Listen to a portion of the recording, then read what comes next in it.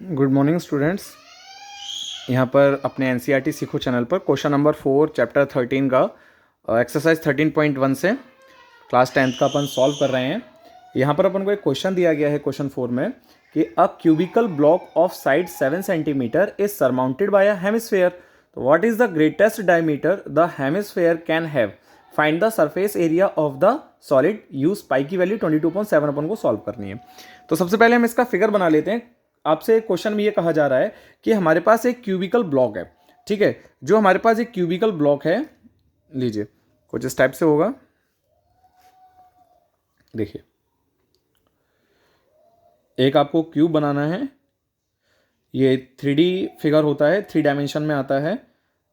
2D में 2 dimension के अंदर हमारा स्क्वायर आता है। अगर उसी को हम हाइट दे देते हैं तो ये 3D यानी कि क्यूब बन जाता है। जिस तरीके से स्क्वायर में सभी साइडें इक्वल होती हैं, इसी तरीके से क्यूब में भी सारी साइडें इक्वल होती हैं, ठीक है। और इसमें आपसे क्वेश्चन में कहा जा रहा है कि एक क्यूबिकल ब्लॉक है जिसकी साइड 7 सेंटीमीटर है, यानी कि अगर ये लेंथ हमारी 7 है तो ये ब्रेथ भी हमारी 7 हो जाएगी और ये जो हाइट है हमारी ये भी 7 हो जाएगी, ठीक है। सारी साइडें इसमें क्या होंगी, 7 सेंटीमीटर की हो जाएंगी। अब इसमें यह कहा जा रहा है कि इसके ऊपर हमने क्या किया है, एक सर माउंटेड करके, यानी कि ऊपर एक गुंबद बना दिया है इस पर, ठीक है। एक गुंबद बना दिया है। तो अब देखिए, जैसे कि आप फिगर देख रहे हैं यहाँ पर, गुंबद बन जाने के बाद जैसे कि घर में अगर कोई चौकोर कमरा हो, आपके स्क्वायर फॉर्म में कोई कमरा हो, ठीक है, और ऊपर उस पर हम एक गुंबद बनाएं, तो गुंबद बनाने पर क्या होगा, जो हमारी छत होगी, तो छत को तो फिर हम वहां से मतलब बनाएंगे नहीं, क्योंकि गुंबद की जो डिज़ाइन होगी वो नीचे से हमें दिखाई नहीं देगी, ठीक है।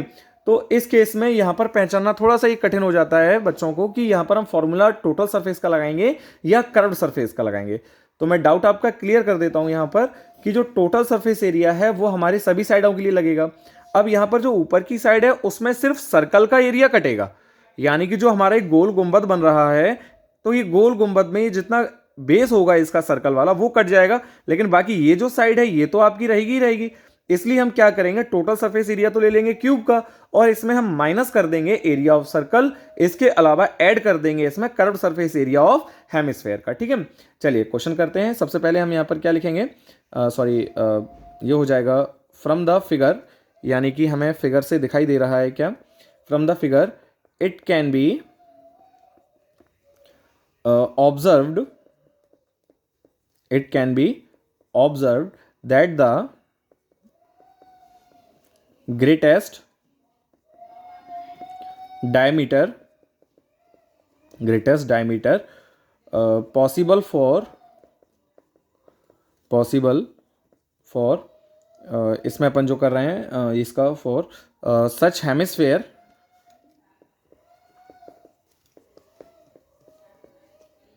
is equal to the cube edge, यानी कि जो साइड है क्यूब की उसके लिए, जो हमें कितनी दी गई है क्वेश्चन में गिवन है, ये 7 सेंटीमीटर दिया गया है, ठीक है। तो यहां से हमारा जो रेडियस होगा वो रेडियस हमारा कितना आ जाएगा हेमिस्फीयर पार्ट का, ये हो जाएगा 7/2, जिसको हम क्या लिख सकते हैं 3.5, ठीक है। ये तो हो गई रेडियस।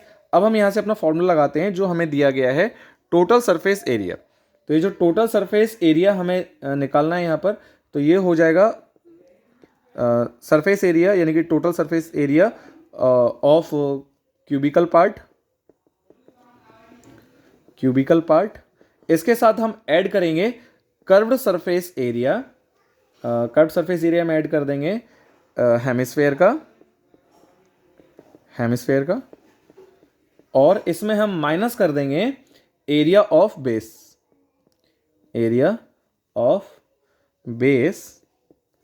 ऑफ हेमिस्फेयर, ठीक है।